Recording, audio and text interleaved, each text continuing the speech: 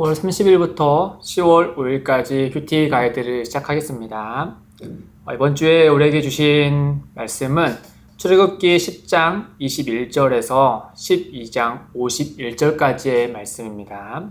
내용상으로는 10재앙 중에 9번째 재앙과 또 10번째 재앙을 이야기하고 있습니다. 이렇게 한번 구조를 좀 나눠서 살펴보면 좋을 텐데요. 첫 번째 장면은 9번째 재앙, 짙은 흑암입니다. 출애굽기 10장 21절에서 29절까지의 말씀이죠. 두 번째 장면은 10번째 재앙을 예고하는 장면입니다. 출애굽기 11장 1절에서 10절까지의 말씀이죠. 세 번째 장면은 유월절과 무교절 그리고 출애굽에 관련된 말씀입니다. 출애굽기 12장 1절에서 51절의 말씀입니다. 이 세 번째 장면을 좀 더 세분하면은 첫 번째는 유월절 절기에 대해서 안내하고 있고, 또 두 번째는 무교절 절기에 대해서 안내를 하고 있고, 또 세 번째는 10번째 재앙이 내려졌음을, 심판과 구원이 일어났다는 사실을 보여주고 있습니다. 자, 마지막에는 유월절 추가 규례, 특별히 이방인들, 함께 출애굽한 이방인들에게 어떻게 유월절에 참가할 수 있는지에 대해서 또 세분화해서 말씀해주고 있죠.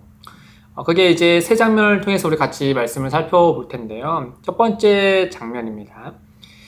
출애굽기 10장 21절에서 29절까지의 말씀인데요. 이 장면에서 크게 두 지점을 좀 천천히 말씀을 들여다보면 좋겠습니다. 첫째는 21절에 이르는 것처럼 더듬을 만한 흑암이리라 라는 장면이에요. 이 더듬을 만한 이란 말은 다른 말로 하면은 짙은 이란 말이거든요. 그러니까 요즘 가을 하늘에 떠있는 구름을 보면은 멀리 떠있고 되게 가볍게 보여지잖아요. 이 반면에 진한 먹구름이 하늘에 떠있는 것을 한번 상상해 보십시오. 이 먹구름이 높은 하늘에 떠있다기보다는 이 땅에 가까이 내려온 좀 무거운 어떤 구름처럼 이제 보이잖아요. 그런 것처럼 하나님께서 10번째 재앙으로 내린 이 흑암은 이 하늘에 진한 무거운 그 무언가가 생김으로 인해서 이 하늘의 해를 가리고 그로 인해서 온 땅에 어둠이 임한 그 모습을 우리에게 상상하게 합니다. 마치 바로가 이스라엘 백성들에게 이 무거운 짐을 더 얹은 것처럼 이 하나님께서 끝까지 하나님의 뜻을 거절하는 이 바로와 이집트의 이 무거운 재앙을 내리는 점을 이렇게 묘사하는 것처럼 보이죠. 더불어 어둠을 내리는 모습은 이 다음에 내려질 이 최종적인 재앙을 예고하는 격이기도 합니다.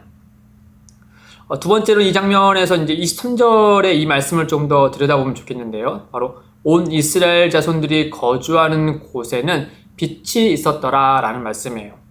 이 하나님은 파리 재앙부터 이집트와 이스라엘 간의 이제 그런 구별을 하셨죠. 9번째 재앙도 역시 마찬가지 있었습니다. 이스라엘이 거하는 곳에 이 빛은 단지 어둠이 생기지 않았기 때문에 자연스럽게 있는 빛이라기보다는 오히려 하나님께서 능동적으로 창조하신 빛이라고 한번 묵상해 보시면 좋겠어요. 이사야서 45장 7절 말씀에 이렇게 하나님께서 말씀하시거든요. 나는 빛도 짓고 어둠도 창조하며 나는 평안도 짓고 환난도 창조하나니 나는 여호와라 이 모든 일들을 행하는 자니라 하였느니라 라고 말씀하고 있어요. 그러니까 하나님은 이집트 땅에 어둠을 창조하셨던 것처럼 그의 백성 이스라엘 땅에는 빛을 창조해 주신 것이죠.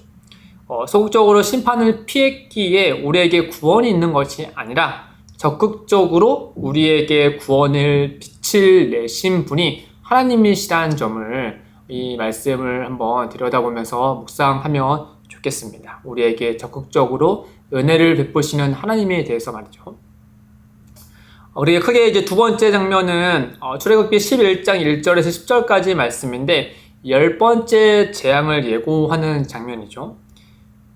이 지점도 이렇게 두 부분으로 한번 나눠서 좀 생각해 보면 좋겠는데요. 첫째는 2절과 3절에 이르는 것처럼 이스라엘 백성들과 모세가 애굽인들에게 은혜를 입는 장면이에요. 이 앞에 11장 28절에 바로는 이 모세를 저주하며 죽이겠다라고 협박을 내놓은 것과 정반대로 이 애굽 백성들과 바로의 신하들은 이 모세를 매우 위대하게 봐요. 이스라엘 백성들의 요구를 다 받아들여 줍니다. 이러고 하나님께서 앞서 9가지 재앙을 내리심으로 인해서 이스라엘 백성들뿐만 아니라 애굽 사람들도 여호와 하나님을 알게 될 것이다 라고 말씀하고 있지 않습니까? 그 말씀이 성취되는 모습을 우리에게 알려주고 있죠. 더불어 이 장면은 이스라엘 백성들의 출애굽할 때 마치 패배자처럼 급히 쫓겨난 것이 아니라 후대에 계속해서 기록에 남을 수 있도록 오히려 큰 전쟁에서 승리한 자로 많은 전리품을 취하는 그 모습을 기록하고 또 기억에 남을 수 있도록 하나님께서 이렇게 취하시는 또 은혜를 있게 하시는 것을 우리는 보게 됩니다. 그리고 두 번째로 이 장면에서 4절 말씀을 좀 더 또 들여다보면 좋겠는데요. 이 밤중에 하나님께서 직접 애굽 가운데 들어가시는 모습입니다. 11장 4절에 밤중에 내가 애굽 가운데로 들어가리니 이 표현인데요. 하나님은 그를 믿는 자에게 구원주이시지만 그를 믿지 않는 자에게는 심판주이시죠. 하나님께서 직접 애굽 가운데 들어가는 이 모습은 이 하나님께서 심판주의심을 보여주는 것과 동시에 이 바로와 애굽 사람들에게 이 가장 무서운 재앙이 임박했다라는 점을 알려주고 끝으로는 이 일이 반드시 이루어질 것이다 라는 사실을 이 하나님께서 직접 애굽 가운데 들어가시는 이 묘사를 통해서 알려주고 있습니다. 그렇기 때문에 바로는 더 이상 완고한 고집을 내세우지 말고 순복하여 하나님의 뜻을 따라야 했죠. 그러나 그는 이 완고한 고집을 인해서 끝내 이 하나님의 뜻을 따르지 않으므로 이 큰 재앙을 받고 말지 않습니까? 이 에스겔 말씀에 의하면요, 하나님은 이 악인조차도 죽는 것을 기뻐하지 않으신다라고 분명히 말씀하고 있어요. 에스겔 33장 11절에 보면요, 너는 그들에게 말하라. 주 여호와의 말씀이니라. 나의 삶을 두고 맹세하노니 나는 악인이 죽는 것을 기뻐하지 아니하고 악인이 그의 길에서 돌이켜 떠나 사는 것을 기뻐하노라. 그럼에도 불구하고 이 바로에게 이와 같은 재앙을 내리신 것은 이 하나님의 명령을 의도적으로 또 계속해서 거절하는 것이 얼마나 큰 죄가 되는 것임을 다시금 깨닫게 해주는 말씀인 것 같습니다. 그리고 마지막으로 세 번째 장면은요, 이 출애굽기 12장 1절에서 51절까지 12장 말씀 전체인데요. 이 6월절과 무교절 또 출애굽한 모습을 우리에게 알려주고 있습니다. 이 장면에서도 크게 두 지점을 좀 나눠서 천천히 들여다보면 좋겠는데요. 첫째는 이 6월절 규례를 천천히 하나하나 이렇게 짚어서 생각하시면서 이 모든 규례를 완전히 성취하신 예수님과 연관해서 말씀을 묵상해 보는 거예요. 혹시 관주 성경책이 있으시면은 이제 이거 한 절 한 절에 이렇게 신약 성경과 어떤 구절들이 또 연결되어 있는지를 친절하게 이제 기록해 뒀는데 그런 성경책을 좀 참고해 보시면 유익하고, 또 성경책이 없다면은 이 성경 어플 중에 가피플 성경 어플인데요. 되게 저렴합니다. 이거 하나 구매하셔가지고 하면은 이 유월절의 이런 규례들이 훗날 예수 그리스도께서 어떻게 성취하시는지 그게 관주가 잘 친절하게 기록되어 있어요. 그 점을 좀 참고해 보시면 좋겠습니다. 그 중에 한 예로 하나만 좀 예를 들어보면은 이 하나님께서 애굽과 또 이스라엘 백성들을 구별하시고 이스라엘 백성들에게 재앙을 피하게 하신 표징이 무엇인가 하며 바로 이 어린 양의 피죠. 본설주에 또 진문에 발려진 그 어린 양의 피입니다. 레위기서 17장 1절에 보면요, 육체의 생명은 피에 있습니다. 생명이 피에 있으므로 피가 죄를 속하느니라 라고 말씀하고 있어요. 즉 하나님께서 이스라엘 백성들의 집에 묻어있는 이 어린 양의 피로 보고 피하셨다라고 하는 것은, 넘으셨다라고 하는 것은 이스라엘도 하나님의 엄위하신 심판 앞에 피할 수 없는 죄인, 그리고 그런 존재들이지만 그들을 대신하여 어린 양의 피로 속죄하셨다라는 뜻을 내포하고 있는 것이죠. 그리고 이 어린 양은 훗날 세례 요한의 선포처럼 요한복음 1장 29절에 이른 것처럼 보라 세상 죄를 지고 가는 하나님의 어린 양이로다 하는 것처럼 예수 그리스도를 예표하죠. 그리고 우리의 죄를 대신해 피를 흘리신 예수 그리스도를 믿는 자들은 이 바울의 선언처럼 죄 사함을 받아 구원에 이르게 된다라고 말씀하고 있어요. 에베소서 1장 7절에 보면 우리는 그리스도 안에서 그의 은혜의 풍성함을 따라 그의 피로 말미암아 속량 곧 죄 사함을 받았느니라.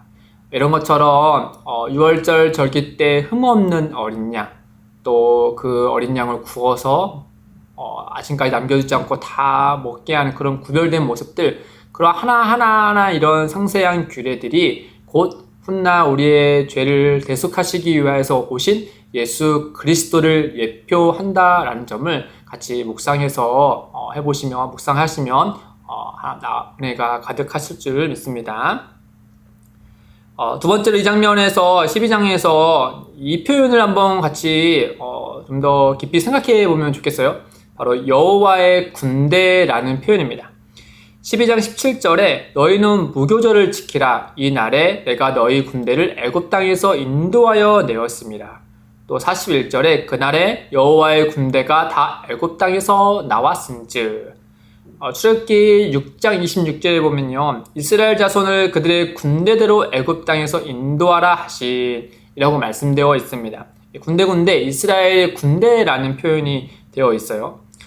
즉 이스라엘 백성들의 출애굽할 때 그들의 정체성의 일면을 여호와의 군대라는 점을 묘사해 주고 있는 것입니다. 그러니까 이렇게 예를 들어서 전역한 민간인이 아니라 마치 새로 출범한 여호와의 군대라는 점을 우리에게 알려주고 있죠. 특히 6월절과 이어진 무교절의 규례를 볼 때 이스라엘 백성들은 누룩이 들어간 주식을 먹어서는 안 됐죠. 바울은 여기 누룩을 옛사람의 습성, 곧 죄성을 상징한다라고 이야기하고 있어요. 조금 길지만 고린도전서 5장 7절과 8절 말씀인데요. 너희는 누룩 없는 자인데 새 덩어리가 되기 위하여 묵은 누룩을 내버리라. 우리의 6월절 양 곧 그리스도께서 희생되셨느니라. 이러므로 우리가 명절을 지키되 묵은 누룩으로 말고 악하고 악에 찬 누룩으로도 말고 누룩이 없이 오직 순전함과 진실함의 떡으로 하자라고 말씀하고 있습니다. 따라서 새로 출범한 여호와의 군대는 옛 죄성으로 상징되는 애굽에서의 습관을 내버리고 하나님께서 새로 주신 그분의 뜻을 따르는 새로운 습관을 쫓는 그런 하나님의 엄격한 군대가 되어야 함을 말씀해 주고 있는 것이죠. 이는 오늘을 살아가는 성도인 우리가 세상을 어떻게 살아가야 되는지의 중요한 기준을 알려주고 있는 겁니다. 우리는 예수 그리스도를 믿음으로 말미암아 구원받은 하나님의 백성, 하나님의 군대입니다. 바울은 에베소서에서 전신갑주를 얘기하고 있지 않습니까? 우리는 구원받음으로 그치는 것이 아니라, 거기서 전역하는 것이 아니라 하나님의 군대로서 이 세상에서 거룩한 빛을 내며 살아가기 위해 부름받은 존재다. 하나님의 군대로서 살아가야 될 존재로서 부름받았다라는 점을 우리가 이 말씀을 통하여서 오늘을 살아가는 우리에게 한번 적용해 보면 좋겠죠. 이렇게 짧게 묵상 가이드를 드렸습니다. 다 아시겠지만 묵상의 핵심은 사는 것이죠. 세상 속에 그리스도인으로서 바르게 살기 위해 온 땅을 다스릴 수 있는 하나님의 말씀을 묵상하고 들여다보는 것입니다. 작은 부분이라도 묵상한 바를 삶으로 살아내셔서 하나님께 크신 영광을 드리는 귀한 성도님들 되시기를 주님의 이름으로 축복드립니다.